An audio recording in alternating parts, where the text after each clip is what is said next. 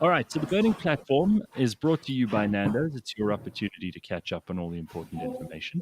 And we're going to be joined by our special guest this morning, Dr. Nthabiseng Moleko, who is a senior lecturer in managerial economics at the University of Stellenbosch Business School. That's USB. And we're going to talk a little bit about developmental economics. We'll also talk about what she thinks we need to do as a country to get ahead, which I think is probably the most interesting thing we could discuss this morning. So we'll get to Dr. Nthabiseng in just a minute. Also, if you have any ideas of what you'd like to talk about this morning, we always have a good, solid agenda, but I would like to know what you think and what you'd love us to discuss. So pass that information on as quickly as you can. All right, Pumi's here and Sia is here, and we're just waiting for Dr. Nthabiseng to log on. We have had one or two internet issues this morning. I don't know what's happening. If anybody is aware of maybe it used to always be some kind of cable that was disconnecting somewhere, because I've had great internet for the last 8 weeks, and then suddenly this is happening for the last 2 days. I don't know what's going on. All right, let's start off with the obvious thing. And Pumi and I made a brief reference to this earlier. It's something that Pumi's always on top of. And we were talking about what's going on at the State Capture Commission. So what I saw when Pravin Gordhan and Dabi Sang were arguing on Tuesday night was really two sides of an argument. One is very much against the idea of the state being captured by bad influences, in this case Tom Moyane, and being perverted for the use of bad political actors in order to enrich themselves. And that was certainly what Pravin Gordhan, if you asked him for his opinion, what he probably thinks of the whole state capture arrangement.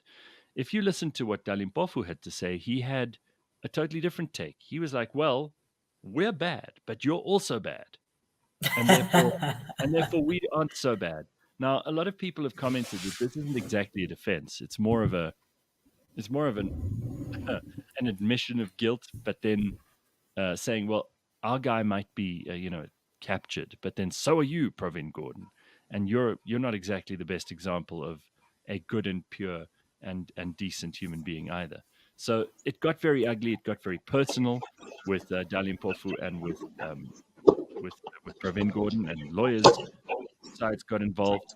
But I think we're missing the point here, is that this is now about stuff that has already happened.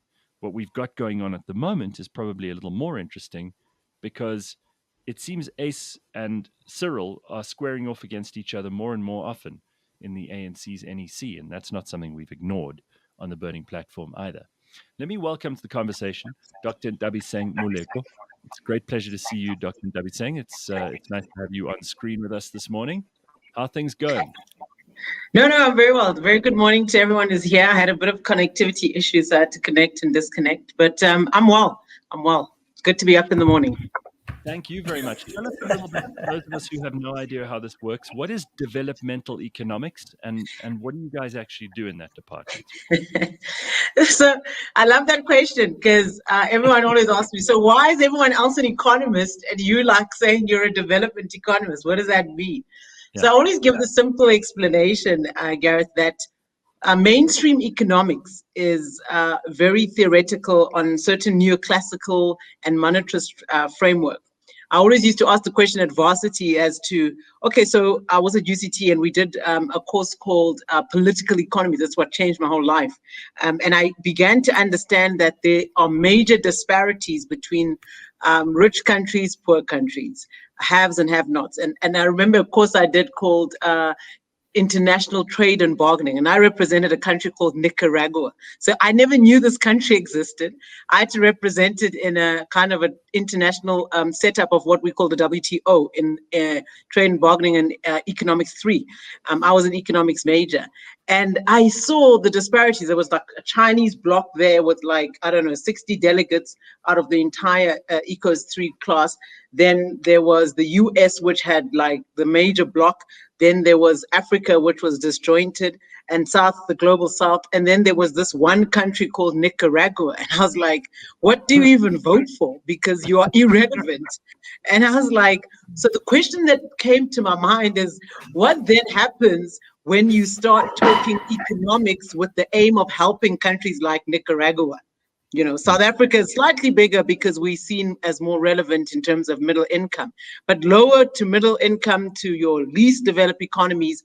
Why are we not looking at economic theory and economics that talks to improving inequality, improving access, improving outcomes for output, and improving distribution of wealth? The levels of inequality globally right now are shocking, and they're getting worse. So all these things for me talk to how you use economics for furthering these development goals, rather than simply just churning out economists that are not necessarily fundamentally concerned about redistribution and equality. So I'm concerned about those things as well as the economic variables. Redistribution and equality sound to me like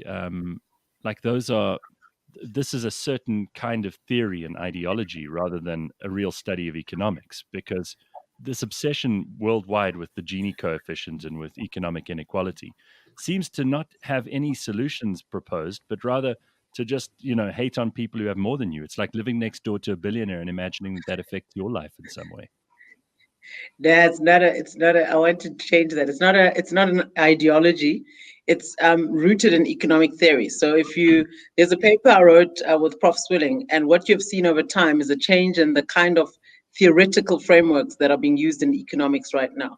So if you go back in time... Sorry, I don't mean to be argumentative at the start of our discussion, but that's kind of... No, go for it. Be argumentative. I have no issue. I'll explain my points. When we prioritize the words redistribution or inequality in the preamble discussion, what we're really doing is proposing a political ideology and theory. This is not something new. This goes all the way back to Marx and Engels. No? So for me, I don't agree with that. It's not, I don't want us to get it trapped into politics, right? From an economic perspective, there's what is called heterodox economics. And there's also a change in mainstream economics, primarily moving from economic theory, from your neoclassical theory to your monetarist theory, to where we are now. There's been a lot of discussion from an economic theory perspective to look at what type of economic frameworks and economic modeling do we have, and what are the outcomes? Of course, you have your hardcore, I'd say, ideologically, you wouldn't necessarily say neoclassical economic theory is an ideological position. It's actually a mainstream, and it's accepted as the norm, right? So, anyone who is a differing view is seen as left-leaning, and it becomes an ideological issue or discussion, which is not necessarily necessary. So it doesn't always have to be that if you have an alternative economic thought process and framework from which you come from, that it leans to an ideological disposition rather than a theoretical one. That's my contention with what your point is. But if it quacks like a duck and it walks like a duck, it's a duck. And to talk about heterodox versus, the orthodox position is just to say we're different, but actually this is not terribly different. And surely economics comes down to rands and cents and supply and demand, and all the theory in the world that you guys at universities throw into thesis and master's dissertations and so on. All of that is good and well, but aren't you guys just circling the wagons and not particularly doing anything useful when it comes to this stuff? Because actually, which stuff? Tell me which stuff you're talking about when you say not doing anything useful. Explain what that point means. You may be doing the work that the politicians are too stupid to do, but it's basically politics in economics. That's what it is. Politics, no? Isn't it? Economics. Am I being very superficial? I think it's much broader than that. So we need to look at the underlying economic theory. So you find that some of the issues that you're raising, you're correct to say that we've got to look at the variables, the measurable variables. I think when you talk about supply and demand, these are some of the economic indicators that are usually referred to. But there's a deeper question in that the fundamental basis for most economic discussions is framed in an ideological position. So for an example, if you're talking about South Africa, and if you're talking about the global West, they have maybe a different type of ideological position to some of your South American type of counterparts, to the Chinese. However, that does not mean to say some of the fundamentals are not comparable, the macroeconomic variables are not comparable. It's just that the way in which they decide to plan economically and manage the economy is slightly different and has different outcomes, and they have primarily different goals and visions. And that's critical for us to note. I think that what we've seen, I use the US as an example, how the US as a model economy and the biggest economy globally, even now they remain the biggest economy globally. Since the 40s, post-war World War II, you see that they've really been the mainstream type driving the type of economic policy across the globe. And you see there, from a neoliberal perspective, they had the Keynesian economic framework where they used the government, they used the government fiscus to develop the post-World War economy. They came up with the reconstruction plan for the world, the Marshall Plan that everyone then adopted. They came up with the Bretton Woods institutions, and this was enabling the development of their own economies after the World War. At that time, it was needed because they were completely obliterated. We would know this, of course, and they were shattered. And then we saw a different type of economy rising in the 70s. All of us would be speaking German if they hadn't. So exactly. So, and then you saw a kind of a change in the 70s to your neoliberalism. Remember, from the post-40s, the state was quite interventionist. It was very much involved in the reconstruction and development program of most OECD economies. And then you saw now the growth happening. You saw the gains of the Marshall Plan and the investment into public spending. And you saw monetary policy taking the fall, where budgeting was taken. New Deal was obviously all of that as well. Yeah, so this is where we would probably reference the debt to GDP and the focus around and that. But this was in the 70s, so it's all about phasing. And then you saw the financialization in the 80s and the 90s of most global economies, the East Asians coming to the fore, and you saw the crash of the Asian crises and what the world did. This is back in the 90s, and then we saw again in 2009 the financial recession, and again the state then intervened to drive economic development. So you saw that there were times in the economy where there were different type of economic theory that were at the fore, but you saw the development of economic theory to develop economies. I mean, I don't want you and I to give everybody a history lesson. You're obviously much more well versed in this stuff than I could ever be, but I think it's important to have that as a background. My point is, but it's a good place to start. Yeah, I mean, listen, Dabi Sang, cavemen used to trade.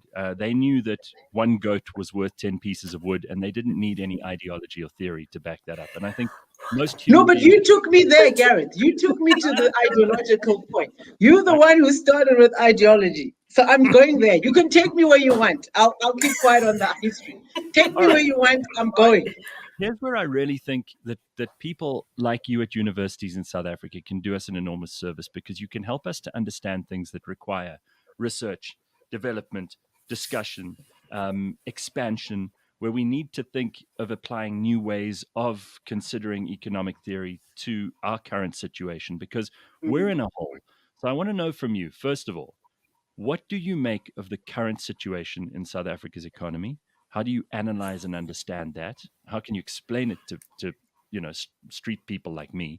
And second of all, what do you think we can start doing immediately to rectify the obviously not good situation that we're in?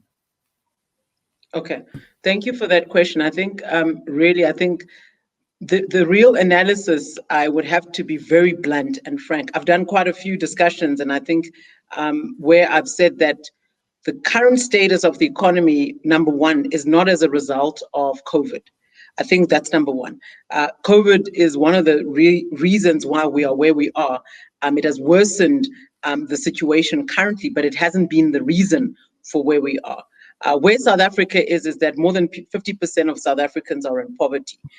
Where South Africa is we're leading with inequality globally in the world. So that means redistribution isn't happening. So you're finding that the bottom 40% earn 8.3% of our wealth and income in South Africa. And you're finding that the top 10% of South Africa's population, and there's a racial disparity as well. It's largely the white population in that top 10% is owning 90% of the wealth. So where South Africa is where we're sitting with 42.6% unemployment levels broadly. I like to use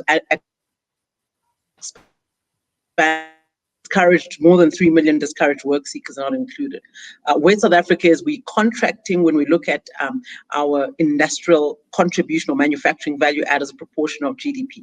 And so the resulting outcome of this is that you're seeing a contracting ability of companies and the economy to really employ our people. That's why we're seeing that the employment intensity is so low in South Africa, is that we've had what we call a services-led growth path.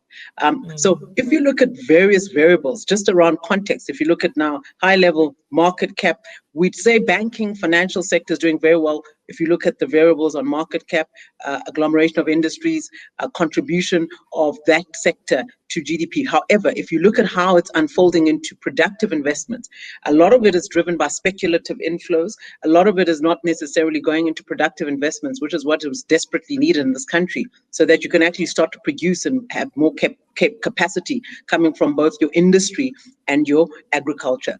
Contribution coming from agriculture is at 1% in South Africa. Some provinces are slightly higher. It's argued that because of the multiply effect, i.e. employment, i.e. buying from other subsectors and contributing, it can be as up to 10%. But it really is very low given the level of unemployment we have and given the land and the natural resources that South Africa has. Including mining, the contribution is less than 5%, and it's dropped from the 50s or 60s to the level we see it now. Gross fixed capital formation is a variable that people rarely talk to, and that talks to the level of investment or reinvestment into capital, land, machinery, equipment, into the real economy.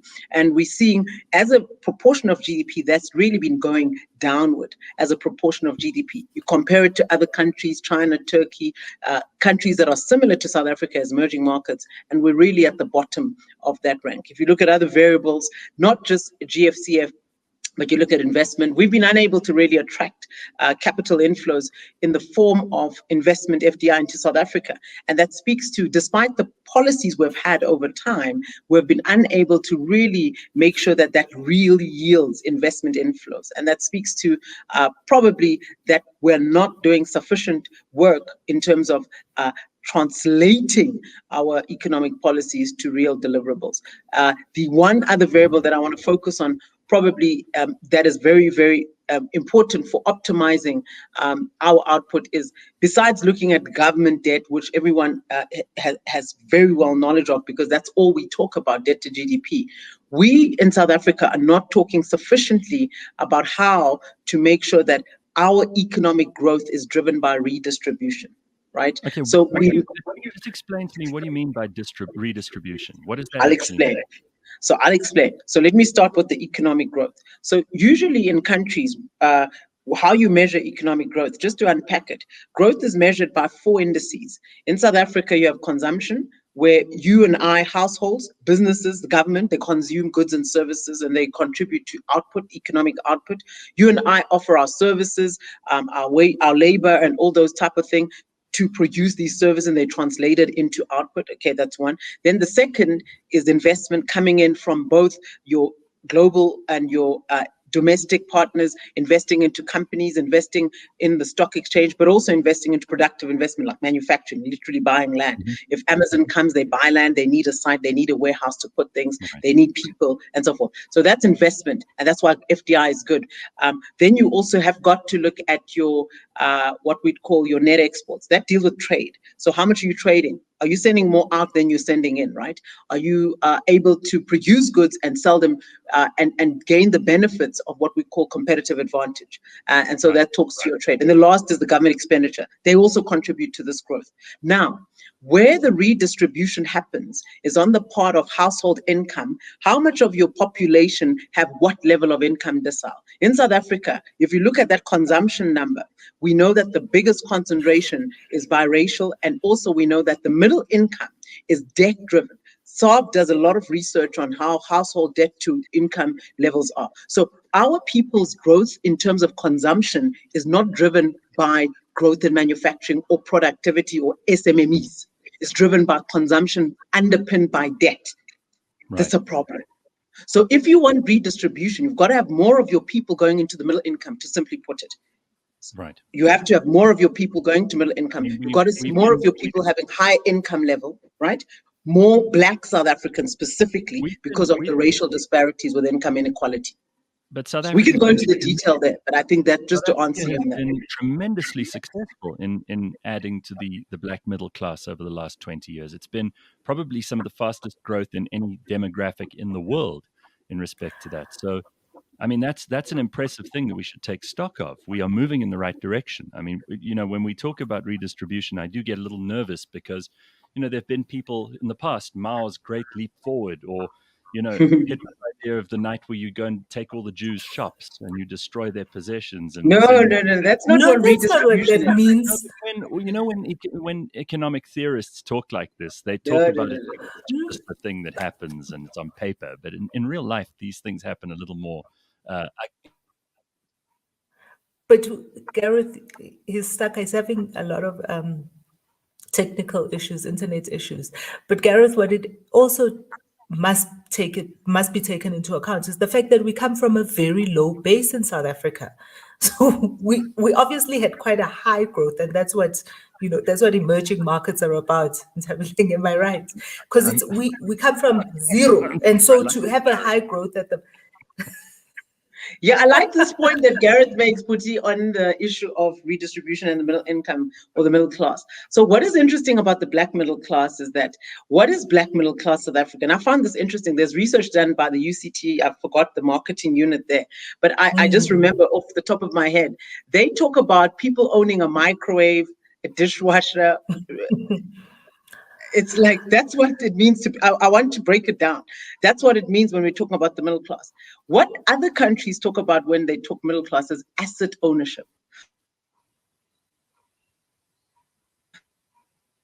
Singapore was very clear that what redistribution meant, because they have a similar type of history to South Africa from a racial perspective, was that they had to make sure that the majority who were not necessarily able to access assets were able to also participate in the redistribution of assets in the long term and own assets. So I think one of the things we need to look for, beyond owning things that have no value in terms of long-term growth and acquisition of debt when you have no assets, capital, land, and labor we all have, but without assets, you cannot accrue rental, you cannot accrue income on those things. You simply paid a wage. So I think it's important for us to differentiate between what is meant by South Africa's black middle class. So one can be happy, one can say we've done a lot, but the problem what you find with the black middle income is that they are salary away from poverty. Because they don't have investments, they don't have investments, they don't have assets, they don't have wealth in the sense of they don't have inheritance or trust. So if they don't get that salary and they are dispensed because of loss of that wage or income. That's the case for probably most South Africans. I mean, I don't think there are that many wealthy people in this country, even if we took away everything that the very, very wealthy in South Africa had and we redistributed it, it wouldn't necessarily raise the baseline for the majority of us. I mean, most people are about one salary away from being in poverty in South Africa, particularly in our current economic conditions and post-COVID. So how do we fix this in practical terms? Is it a policy issue from government? Is it something that we can do to start stimulating the economy outside of government? Because everybody keeps telling us that, you know, it's the SMMEs, but this is not the most favorable environment. And you as an economist would be able to explain why. For SMMEs. That's why a lot of brilliant people are rather taking their ideas and frankly their capital out of the country to places where it can grow faster. So I think there's a lot of points that you've raised. Let me start with the last one. What can we do to get out of this, right? I think that is a policy. I think that policy does definitely play an important role. What South Africans, you'd hear in a lot of the discourse that's happening right now is that a lot of people will say, there's policy fatigue, we're tired of coming up with new plans, let's implement. The problem is, if you look historically at South Africa's economic policies, and I'll give you some of the facts in that we first had what we call the RDP, right? the RDP, if you look at it from an average growth rate perspective, looking at South Africa's economic growth over time, we were able to see an average growth of around, I think it's around 3.2% with the RDP. That was the first economic policy South Africa had. That led to redistribution and some of the economic growth gains we saw right after post-democracy. But then we moved to what we call the Askiso or the GIPSA. What happened there was that the outcomes, and I want to focus on the outcomes of the economic policy, they then had improved outcomes, and this was towards late 90s, 2004, 5, 6. That's where you had the best growth in South Africa, 5.6%. But also you saw more people being employed, and unemployment was at its lowest then. I think unemployment was at around 22% then, and this is the narrow definition. The broad definition was still over 30%. But this is the best unemployment South Africa has had, which is an anomaly because most countries have crisis unemployment when it starts to peak over 10%. We have doubled that and we are okay with that. But then we moved to worsening economic output with the new growth path, particularly with the NDP. So what you see with the economic policy outcomes, where people, I want to start with the policy because it's very critical we understand that if we continue with these economic policies, they have been implemented, maybe not to 100 or optimal levels, but the economic management of the country has been running with economic policies in place, and the outcomes haven't yielded good outcomes, whether it's from growth, whether it's from unemployment perspective, inequality. So policy is something that we need to focus on, and policy improvement, I will take it to say, how do we change the structure of the South African economy? You spoke about SMMEs. What I would say is the key recommendation, and I always talk about how we need to enhance what I call economic productivity. So two things. We've got to look at how we make sure that we've got manufacturing as a value add, increasing as an output. That'll help SMMEs, that'll help all the value chain, that'll help all the municipalities that are not collecting rates because people are not working. There's no economic activity. People are reliant on government, particularly in these nodes where there were no economic substructures set up or economic infrastructure in the former Bantustan. So you've got to look at new ways to boost economic activity, right? So investing in productive investment and investing in manufacturing as a value add. So that talks to agricultural processing. Simplified is like the things that we eat in our house, in our homes. Who's making it? We import most of those goods, right? We import the things you eat. If you woke up and you had coffee, did any of that come from South Africa? It's probably imported. If any of you woke up had tea, maybe the rooibos is made here, but the milk, not the milk, but the other non-agricultural food stuff that is not perishable is likely to have been imported. So this is where you've got to focus on, and this is where most countries that started to change their economic structures focused on, is changing the contribution of manufacturing value add as a proportion. So that's my first recommendation. Surely the first recommendation, and I know Pumi feels strongly about this too because she's also a small business owner. Pums, you and I both agree that the first thing we need is less government in the economy, not more.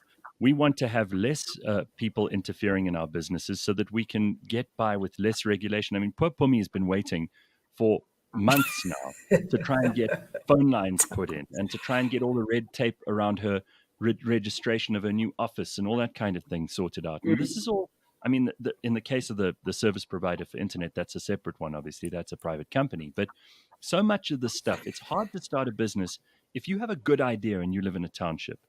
There is regulation, there is red tape, there is confusion, there is bureaucracy around being able to do all of the stuff that you've got to do. When all you want to do, to go back to my example, is trade 10, pieces of wood for one goat. And we don't need a Minister of Finance or SARS or the economic cluster involved in our lives to do that. In fact, the less they have to do with it, the better. You don't like the Minister of Finance.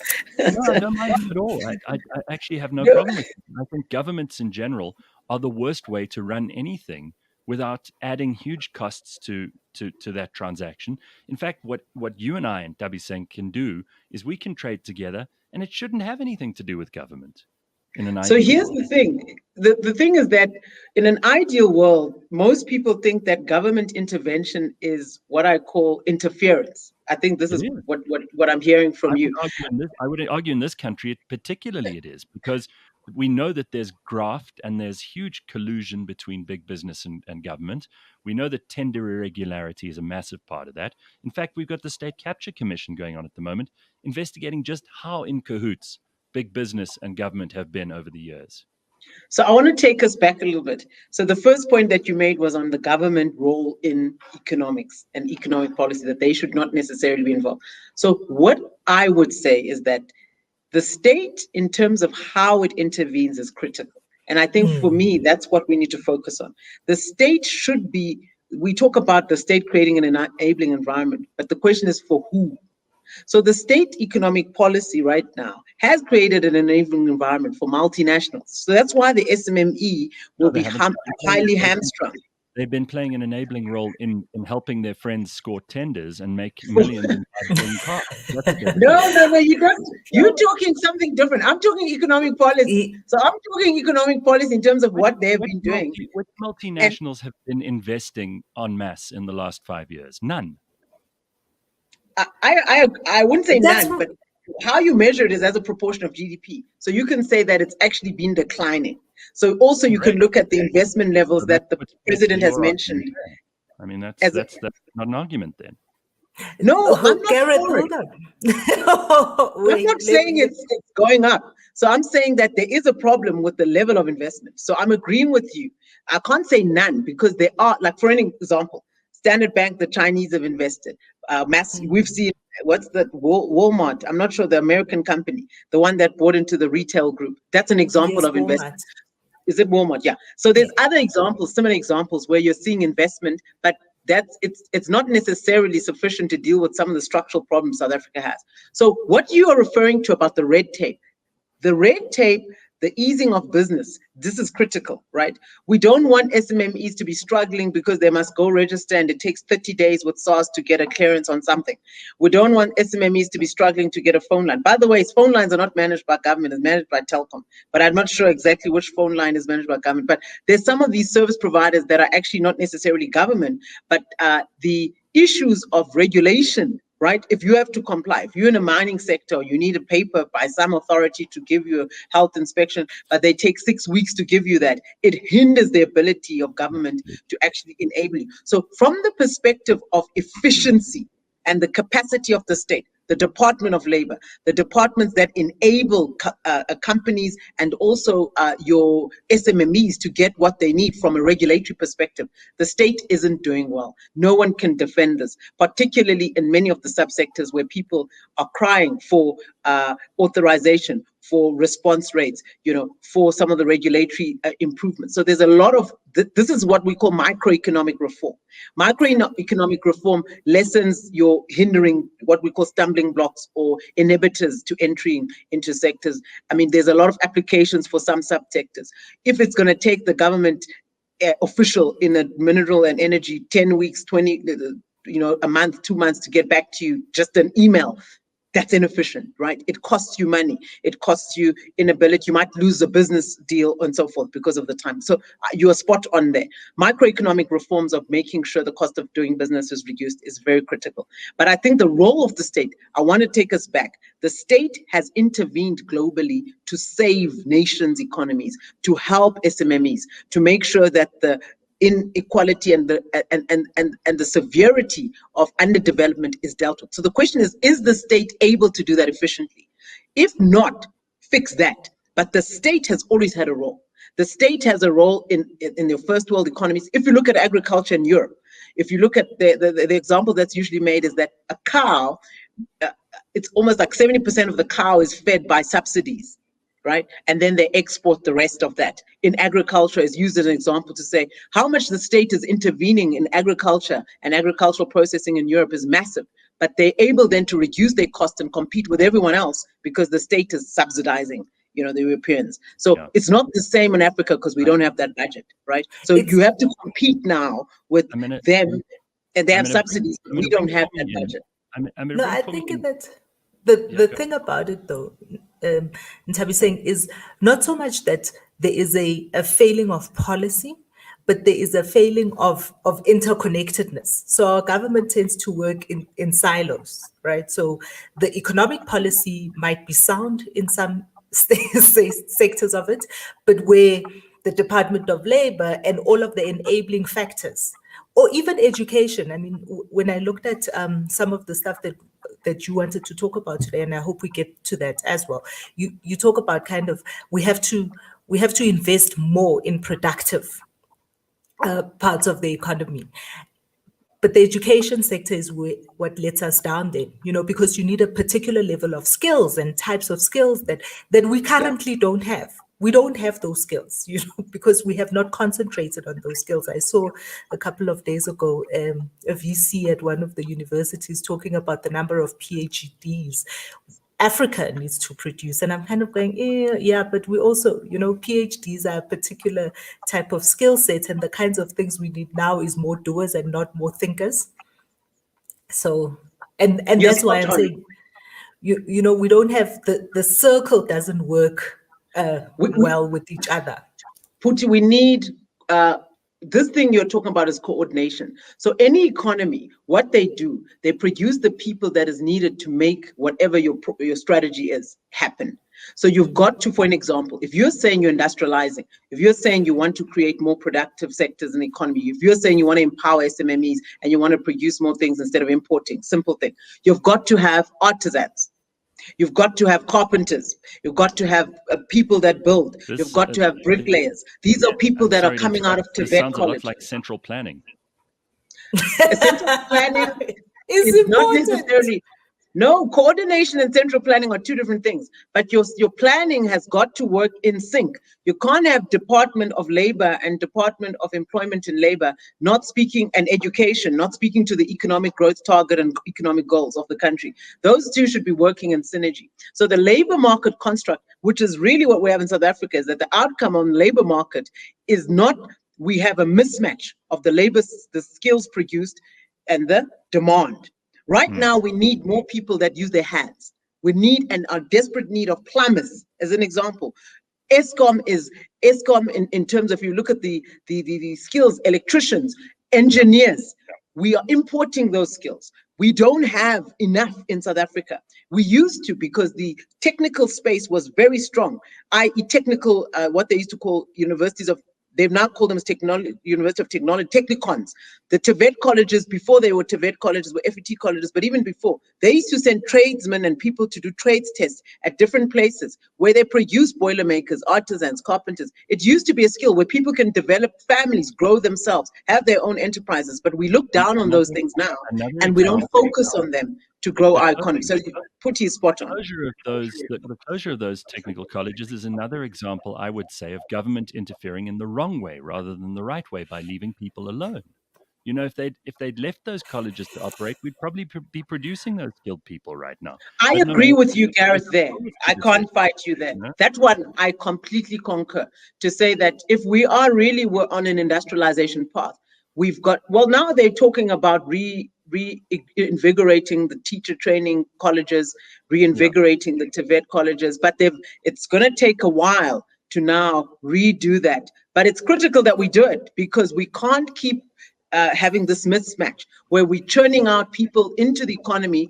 Remember what's happening every year: 1 million plus people enter the labor market, having left the schooling or post-schooling phase. Of those, 6% go to Tibet colleges, right? 7% go to universities. The question is, what happens to the rest? Well, they go unemployed.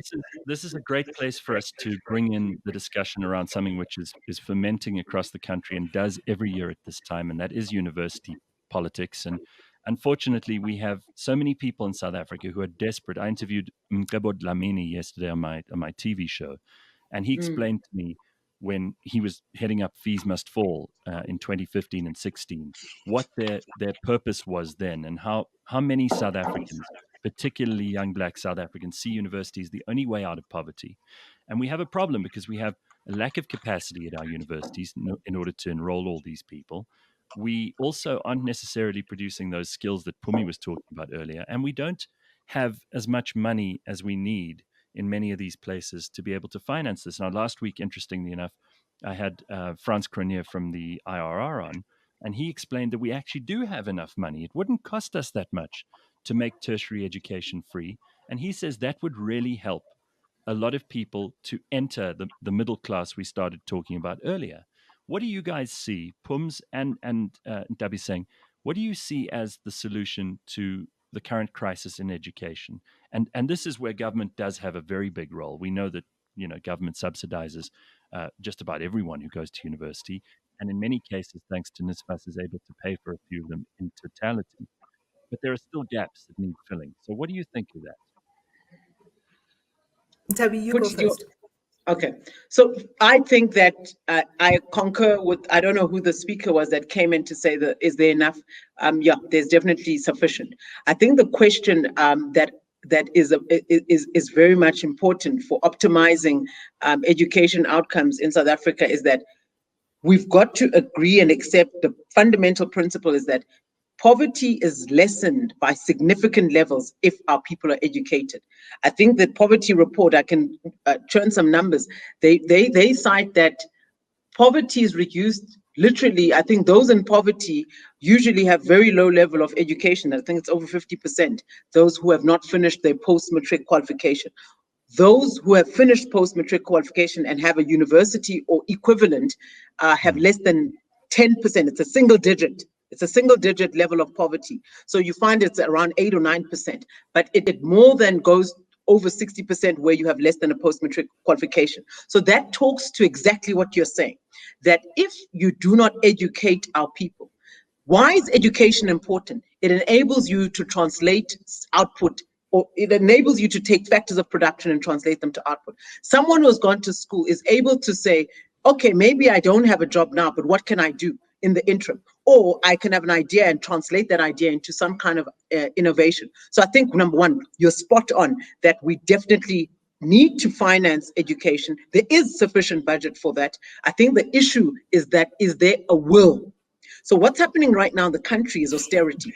We're seeing a reduction across the board of over 600 billion in terms of the budget cuts that we're speaking about since 3 years ago, but I think more so from the medium-term budget policy statement in October, but also now in the February statement, we're seeing austerity. There's what is called reprioritization. So instead of increasing money to public expenditure, we're seeing a reduction, particularly across your, they call it learning outcomes, your health, your education, your social expenditure is being drastically reduced. Why? So that the budget surplus can be met in the next 3 to 5 years, right? So this is part and parcel of why the state is cutting expenditure drastically. And there's a lot of opposition to this because in a time of recession, a time of crises, what you want to do is pump money into the economy to kickstart getting out of a recession quicker, but also to kickstart economic activity, because all the other subsectors I spoke about earlier, CIG or CINX, are contracting, and the only way to stimulate economic activity is through the government fiscus. That is a temporary measure, though, and it's not a long-term measure. So there's a lot of discussion around this and a lot of argument. But for now, economic policy that the government has chosen is to cut. They haven't chosen to look at how to grow. Some of that's a problem. Although, but what we're also seeing, I think that that is simply a result of the fact that there's no more thinking happening in our government. I think that they have their backs against the wall. They have too many fires to fight, and so there's no more creative solutions kind of driven thinking. So they must call us. There are people with ideas. There are people who are still there saying, are many people with ideas. Let's do this. Let's approach it this way. We've written a paper. This paper that I refer to is called New Wine into New Wine Skin, an alternative economic strategy for this reconstruction of South Africa's economy. I wrote this with Prof. Swilling, and there were other economists, young economists that were part of the workshops that we had and that participated in this process. We are clear to say there are things. Gareth asked a critical question, what should be done, right? There are several initiatives that you can do immediately, long-term, short-term. But there are things that can be done immediately to change the growth path of South Africa. There are people who have done research who are still looking at ways to intervene. But I do want to encourage us to say it's not all doom and gloom. I do have hope. I have plenty of hope. I have plenty of hope. This is one of the things, and I love the fact that you think there are people out there who have the thinking, who want to implement it. And this is exactly my point, is that unfortunately, the people in our governing system right now have so many. Yeah, they have so many fires to fight. And, you know, you spoke about Asgisa earlier, right? So Joel Nechitenze, who was one of the critical members of welding that policy in place. He's a policy machine. He is, and we love him for that, right? He was able to, for a very long time, drive a lot of the policies that were coming out of our government. But now he's writing open letters in the Daily Maverick complaining about the RET. Well, this is what I'm saying. Y'all, they're not working no more. They're not working no more. This is a very good indication. Joel Nechitenze, since you brought him up, is a perfect example of precisely my point, that all we've got left in government now are a bunch of grifters. And unfortunately, you could talk about all of this in theoretical terms, and it's very convenient for you guys at the universities to do this, because government can't be the arsonist. Government can't be the arsonist and the firefighter. Dabi Sang. Dabi, I'm going to phone you. Listen, Gareth, I agree that we've got to improve the capacity of the state. I will say that.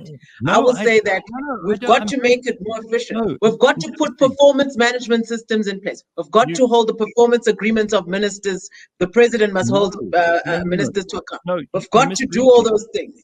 And the political will. It is a political will. It is a political will that's required for that.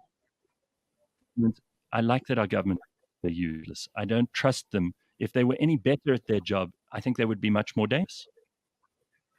No, if they were better at their job, if we had a better thinking government, we'd be in a far better position, Gareth. Because they are useless, we are in the state that we're at. You guys are making big statements.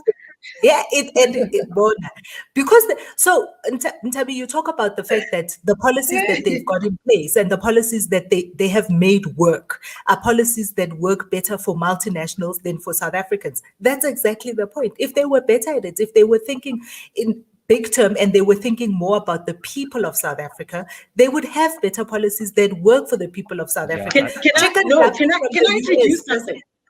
Can I introduce something to the discussion, if you will allow me? There's something I want to propose that maybe just to look at it differently. So South Africa has quite a unique opportunity, I'll put it like that, from what you're talking about, the capacity of the state, the capacity of the economic cluster. South Africa does have, I believe, economic muscle, right? Economic muscle, and I explain why I say that. We've got compounded annual growth rate that is the fastest, one of the fastest in the capital markets.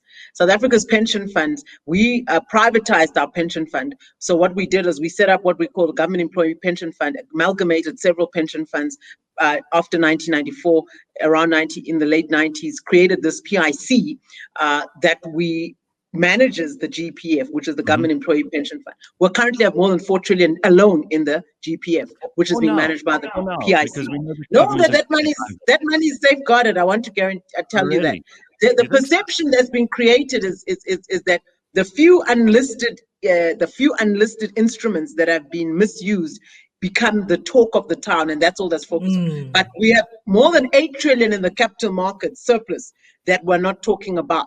Now, here's where I think there's an opportunity. South Africa has strong technocrats at Treasury. South Africa has capabilities with what we call triple Ps. South Africa has capabilities with developing infrastructure. We have engineers in South Africa that develop infrastructure all the way to Cairo, from here from the Cape. We must use our pension funds. We must use our pension funds more adequately and more productively to develop the country. And we have surpluses and positives that need to be enhanced to do that. And I think that's where we need to discuss. That's one of my recommendations you asked about. When you say we must utilize these pension funds better, the last thing we want is to open the doors to Treasury to run that. It sounds like that's what you're advocating here. These are people who've mismanaged this into the hole we're in. If you take people's hard-earned pensions, that's not government's money. That's money that people in employment in South Africa have saved themselves. That's private. I want to explain. You can't let the government use that money. I'm terribly sorry. So let me I didn't say government. So I want to explain. I'm saying use it for productive investment. So let me explain what I mean. This doesn't mean giving it to government.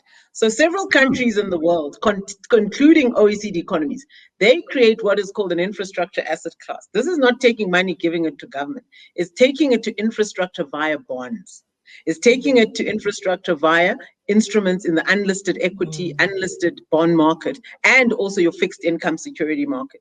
And you see various funds across the world have massive allocations in the UK, in the US, in Canada, in Portugal. These countries don't have the type of development problems and challenges South Africa has, but we have sophisticated capital markets like them, but we don't deal with our development problems using the tools they use. This is what I find surprising. So South Africa we have the biggest pension fund globally, one of them, and we are not using it. Forget government. This is not government. This is infrastructure allocation into bonds.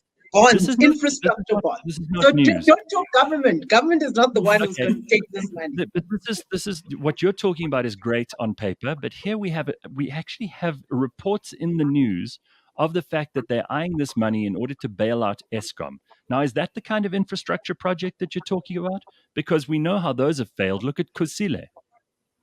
So exactly. So the question is, if you're going to point out, this is the problem we have in this discussion, is exactly this. If we're going to say, let's park this discussion because Eskom is being discussed as a potential. I don't know what the discussions around Eskom are. What I know is that the what I call CPI-BP in Canada uses up to 7% of their total pension fund, which is equivalent to GPF, to allocate to infrastructure. This is not only energy. Superannuation in New Zealand, 9.9% to infrastructure. I'm taking different countries. Omar is in Canada, 15% to infrastructure assets. These are first world economies. They don't need infrastructure like us. Let's park Eskom, because Eskom is a unique situation. If we discuss any other infrastructure, I want us to remove Eskom because it takes the conversation to another. I want us to remove it, Gareth. I want us to talk about other infrastructure that can be developed. There's ports, there's road infrastructure. I'm not talking social infrastructure, I'm talking ICT, telecoms. Infrastructure that have payoffs, infrastructure that have capital inflows, infrastructure that have what we call returns. These need to be prioritized. And that's why we excited, some of us, when we hear about Regulation 28, but we've been hearing about it for the last 2 to 3 years. Nothing is being done. But I think if we can correctly articulate that into infrastructure allocation, bond allocation, viable projects. Many countries are doing it. Let's not be scared to do what other countries are using to develop themselves. Countries are not going to invest if we are not willing to invest in our own economy. And then we have what we call a crowding in. And they do this in first world economies, and yet African economies are scared and we want other people to come and solve our problems. It's not going to happen. Solve your own problems. Solve your own problems as an African country. If we were Canada and New Zealand, we wouldn't need developmental economics, would we? I mean, this is the whole point. That's why we need to do these things, Gareth, because we are not Canada and New Zealand, but they are even doing them and they don't need them. But they are further improving the lives of their people and putting more infrastructure in their communities when they are further developed. So let's just talk about this quickly because we've got to wrap this up. I think if lockdown taught us anything, it is that the informal economy and that people who are just trading with each other, whether it's bootlegging alcohol or fake cigarettes or whatever, that is the only way we could save South Africa's economy, not with government. And with government, your faith in the government is just an extraordinary thing. And Dabi saying it's almost naive. It's beautiful, but it's naive. Pumi and I. No, I believe in a mix. Remember, you started the discussion by lashing out at government. So now we've had to discuss the role of the state. I do believe in private sector participation. I believe in SMEs. I believe in industrialization. That's not government. You need enterprises to come to the fore, to invest. I believe in fixed capital formation coming in and investing more. So I want to make it very clear that I don't believe the state is necessarily the only participant in the economy. Please, Gareth, we've got to have companies. We've got to have multinationals. It's just a question of how developmental is our state and how is it able to advance and deal with the inequalities of the past? And you can't have the private sector dealing with that. You know why? Because the private sector wants profit. So the things that don't lead to profit, they're not interested in. So who's going to be interested in those things when 90% or more the majority of the population are poor? So we've got to have the state to take care of it. Profit is the most honest motive in the world, and someone getting rich makes everybody around them better as well. I don't understand how we could be against this. No ways. What? Where's the evidence of that? Where's the evidence of that? I want you to show me who rich is help. Where's the evidence of that? Give me evidence. Well, let's just take, for example, that the greatest humanitarians in human history are the two richest men in the world right now. I mean, that's just a fact I'm pulling out of the air, of course. Anyway, who are those? Bill Gates and Warren Buffett have given more money to other people than any people who've ever lived before them. And that's just a fact. It's easy when you've got hundreds of billions, but none of the three of us do yet. So let's hope we can prove ourselves worthy in some way. I reckon there's a lot more we've got to discuss with you and Nthabiseng. I love talking to you. And Pumi, I'm sorry, Pums, I apologize. Pumi got 7 words in today. Usually she runs. It doesn't matter. No bloody ways. I think, Ntabi, I agree with a lot of what it is that you said. And I'm definitely going to keep your number. I've got a place for you in the fight. Thanks for having me, man. This was really fun. It was fun. And it's so good to talk these things through, because otherwise we come at it only with our preconceived notions. And I'm always pleased when someone on the show will argue with me, because a lot of people don't. And Dabi Sang, you've really you've outdone yourself and acquitted yourself beautifully today. So thank you very much. Thanks, man. Thanks so much, guys. I appreciate it. Very good. Well, that is Dr Nthabiseng Moleko, and she was our special guest on the Burning Platform today. It's brought to you by Nando's every single week, and Pumi Mashiko will be back next week, Thursday as well.